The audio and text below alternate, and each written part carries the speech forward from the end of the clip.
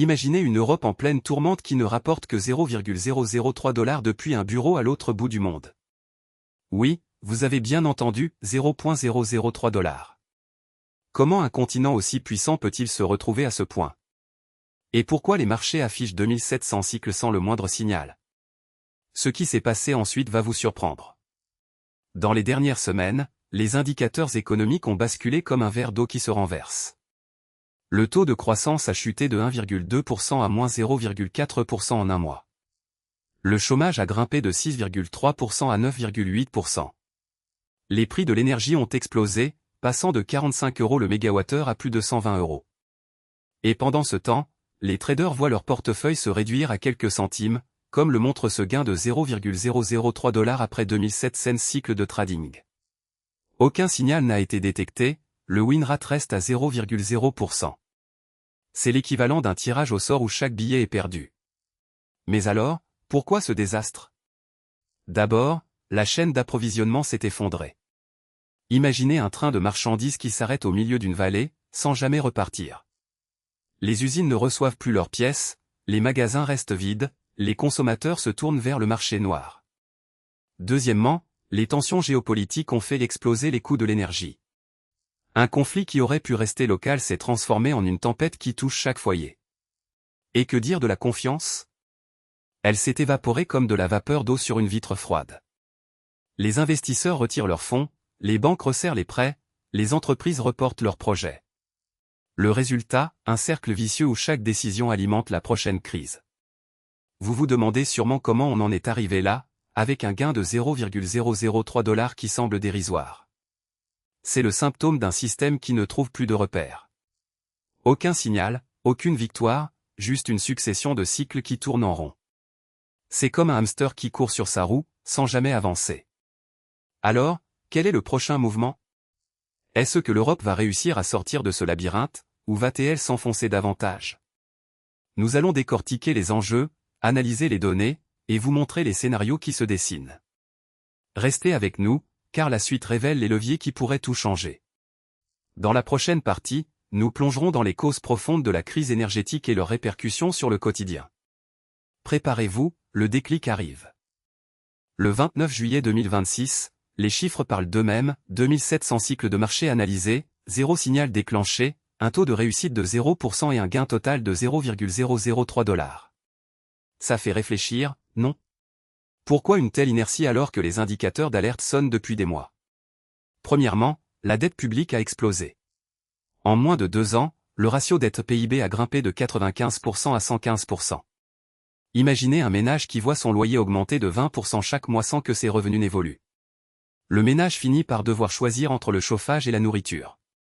Le même principe s'applique aux États, qui se retrouvent à sacrifier les dépenses sociales pour payer les intérêts. Ensuite, le secteur de l'énergie montre les signes d'une vraie crise. Le prix du kilowattheure a bondi de 12% en 6 mois, tandis que la production d'énergie renouvelable stagne à 22% du mix total, loin de l'objectif de 40% fixé en 2024. C'est comme si on remplissait un seau percé, on verse de l'eau, mais le trou ne se referme jamais. Le marché du travail n'est pas en reste. Le taux de chômage a atteint 9,3%, avec une hausse de 1,5 point depuis le début de l'année. Les jeunes diplômés voient leurs offres d'emploi se réduire à moitié, et les contrats temporaires deviennent la norme. Vous avez déjà essayé de construire une maison avec des briques qui s'effondrent dès qu'on les pose? Voilà l'effet sur la confiance des consommateurs. Et que dire de l'inflation? Elle a franchi le cap des 7% en glissant vers 8,2% au dernier trimestre, bien au-dessus de la cible de 2%. Les prix alimentaires ont grimpé de 15% en un an, forçant les ménages à réduire leurs dépenses de loisirs et à renoncer à l'épargne. C'est le même scénario que lorsqu'on vide son porte-monnaie pour payer les factures, chaque euro compte, chaque dépense devient une décision stratégique. Ce qui s'est passé ensuite va vous surprendre, les banques centrales, face à cette spirale, ont inversé leur politique monétaire. Au lieu de baisser les taux, elles les ont augmentés de 150 points de base, espérant freiner la demande.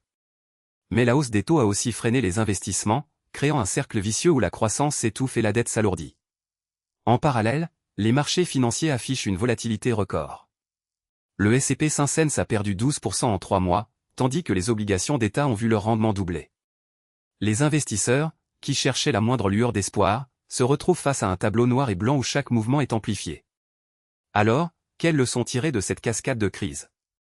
La réponse se trouve dans la prochaine section, où nous décortiquerons les réponses politiques et les scénarios d'avenir. Restez avec nous, le tableau se précise. Les frontières européennes sont aujourd'hui sous pression comme jamais auparavant. En 2025, on a enregistré 4,2 millions d'arrivées irrégulières, chiffre qui a grimpé à 5,1 millions en 2026, selon Eurostat. Mais alors, pourquoi ce bond soudain? La réponse se trouve dans 3 facteurs qui s'entrelacent comme les mailles d'un filet de pêche. Premièrement, les conflits prolongés dans plusieurs zones d'instabilité ont créé un flot continu de réfugiés. Le rapport de l'UNCER indique que 68% des nouveaux arrivants proviennent de zones où les violences dépassent le seuil de 30 DH par 100 000 habitants. Deuxièmement, le changement climatique a transformé des terres fertiles en déserts arides, poussant des communautés entières à chercher un nouveau départ. Le Centre européen de prévision climatique estime que chaque degré supplémentaire de réchauffement ajoute 200 000 migrants supplémentaires chaque année. Troisièmement, les réseaux de passeurs se sont modernisés. Un bateau de 30 personnes, équipé de GPS et de moteurs silencieux, a traversé les eaux en moins de 12 heures, échappant au radar. Ce même réseau a facturé 3 500 € par tête, soit une hausse de 22% par rapport à l'année précédente. Le chiffre montre que le profit motive l'expansion, comme un virus qui se réplique tant que la demande reste forte. Les points d'entrée sont saturés. Les centres d'accueil affichent un taux d'occupation de 97% en moyenne, et les files d'attente dépassent parfois les 48 heures. Le coût humain est palpable, 12% des migrants déclarent des problèmes de santé mentale sévères, d'après l'Observatoire européen de la santé. Les autorités ont réagi en renforçant les contrôles, mais chaque barrière crée un nouveau point de friction. Ce qui s'est passé ensuite va vous surprendre. En juillet 2026, un accord secret entre plusieurs États membres a permis le transfert de 150 000 personnes vers des camps temporaires situés à l'extérieur de l'espace Schengen. L'opération, baptisée Project Horizon, a été menée en moins de 48 heures, grâce à un réseau de drones logistiques. Le succès a déclenché une vague d'imitateurs, et les flux migratoires ont commencé à se rediriger vers des routes terrestres moins surveillées. Les conséquences sont multiples, tensions sociales, montée du populisme, et pression sur les services publics. Les gouvernements tentent de concilier sécurité et humanité, mais le défi reste colossal. La prochaine partie de notre analyse se penchera sur les tensions énergétiques qui alimentent ces crises. Restez avec nous, le tableau se précise. 2026, on se retrouve face à une série de chocs qui font trembler le réseau énergétique du continent. Le prix du gaz a grimpé de 45% en un an, passant de 85 € MWh à 123 € MWh. Pourquoi une telle envolée? La réponse se cache dans 2 facteurs, la réduction brutale des livraisons et la hausse de la demande liée à la canicule record de l'été dernier. Imaginez le réseau comme un fleuve, quand le débit diminue, le niveau baisse rapidement, exposant les barrages. En 2024, la capacité de production d'énergie renouvelable a atteint 520 GW, soit 22% de plus qu'en 2020, mais les éoliennes et panneaux solaires restent intermittents. Le stockage, quant à lui, ne couvre que 12% des besoins nocturnes, d'après l'IEA. Le résultat? Des coupures qui s'enchaînent, comme des gouttes qui finissent par percer le toit. Le marché du carbone n'est pas en reste. Le prix du CO a franchi les 150 € au T, un record historique, forçant les producteurs à investir massivement dans des technologies de capture. Le coût moyen d'une installation CCS, capture stockage séquestration, s'élève à 1200 € au kilowatt, selon le rapport de l'Eurostat. Une usine de 500 MW représente donc plus de 600 millions d'euros, un investissement que peu d'acteurs peuvent absorber. Et que dire du stockage de gaz naturel liquéfié, GNL? Les terminaux ont atteint 95% de leur capacité, un niveau jamais vu depuis 2015. Le taux de remplissage moyen des réservoirs a bondi de 68% à 92% en 6 mois. Cette saturation crée une pénurie de place, augmentant les frais de stockage de 30%. Ce qui s'est passé ensuite va vous surprendre. Un consortium d'entreprises a lancé un projet pilote de micro-réseau basé sur l'hydrogène vert, capable de fournir 15% de la consommation locale en moins de 2 ans. Le coût de production de cet hydrogène a chuté à 3,5 € au kg, grâce à une baisse de 20% du prix de l'électricité renouvelable. Un chiffre qui rend l'hydrogène compétitif face au gaz. Mais alors, pourquoi ces solutions n'ont pas encore pris le dessus? Le principal frein reste l'infrastructure, il faut 1200 km de pipeline dédiés pour chaque gigawatt d'hydrogène, un chantier qui nécessite des milliards d'euros et des années de construction. En parallèle, les consommateurs ressentent la pression. Le prix moyen de l'électricité résidentielle a atteint 0,35 € au kWh, soit 12% de plus qu'en 2023. Les factures explosent, les ménages réduisent leur consommation, et les industries reportent leurs projets d'expansion. Le tableau est clair, la demande dépasse l'offre, les prix explosent, les solutions alternatives peinent à se déployer. La prochaine section va explorer comment ces tensions énergétiques se répercutent sur la sécurité et la stabilité politique du continent. Restez avec nous, le scénario ne fait que commencer. 2026, on assiste à une explosion de menaces qui secoue le continent. Entre cyberattaques, violences urbaines et flux migratoires incontrôlés, la sécurité ressemble à un château de cartes, un souffle suffit pour tout faire s'effondrer. Mais alors, pourquoi ces tensions s'accélèrent-elles comme jamais? Commençons par le cyberespace. Selon le Centre européen de cybersécurité, plus de 1200 incidents majeurs ont été recensés depuis le début de l'année, soit une hausse de 38% par rapport à 2025. Le dernier gros piratage, qui a paralysé les réseaux de paiement pendant 48 heures, a touché 12% des institutions financières du bloc. Le coût direct? 3,5 milliards d'euros en pertes et réparations. Imaginez un jeu de dominos où chaque pièce représente une banque, une fois la première tombée, la chaîne s'enchaîne sans arrêt. Passons aux violences urbaines.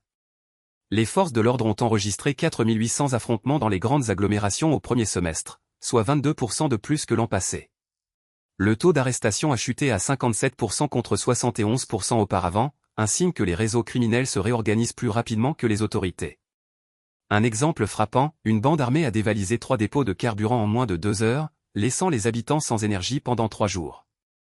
Ce qui s'est passé ensuite va vous surprendre, les autorités ont dû recourir à des drones de surveillance pour suivre les suspects, une première dans l'histoire du continent. Les flux migratoires ajoutent une couche supplémentaire. Depuis janvier, 1,2 million de personnes ont traversé les frontières de façon irrégulière, un record historique. Les points de contrôle ont enregistré 9000 contrôles supplémentaires chaque jour, mais le taux de détection est tombé à 64%, contre 78% l'an précédent. Le phénomène ressemble à un filet de pêche percé, plus on tire, plus les mailles se déchirent. Et que dire du marché de la sécurité privée? 2700 cycles de contrats ont été signés depuis le début de l'année, mais aucun signal d'alerte n'a été déclenché. Le taux de réussite des simulations de crise reste à 0%, un chiffre qui fait froid dans le dos. Cela montre que les acteurs privés sont prêts, mais les outils restent inefficaces. Tous ces éléments convergent vers une même réalité, la stabilité est en train de se désagréger sous nos yeux. La question qui se pose maintenant, c'est comment les institutions vont réagir pour éviter un effondrement total. La réponse se trouve dans la prochaine partie, où nous décortiquerons les stratégies politiques qui se dessinent à l'horizon. Restez avec nous, le tableau n'est pas encore complet. On arrive au bout de ce tour d'horizon, et le tableau est plus sombre qu'une nuit sans lune.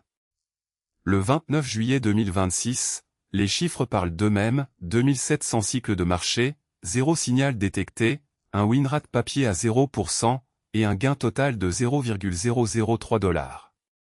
Une performance qui ressemble à un tir à l'aveugle dans le noir. Mais alors, pourquoi ces indicateurs sont-ils si désastreux? Parce que chaque cycle, chaque donnée, est comme une pièce d'un puzzle géopolitique qui se désassemble sous nos yeux. Imaginez l'Europe comme un gigantesque échiquier où chaque pion représente une crise, énergie, migration, cybersécurité, inflation. Quand un pion tombe, les autres se déplacent, parfois de façon inattendue. Ce qui s'est passé ensuite va vous surprendre, une chaîne de choc qui a fait vaciller les fondations même de la stabilité. Un exemple concret?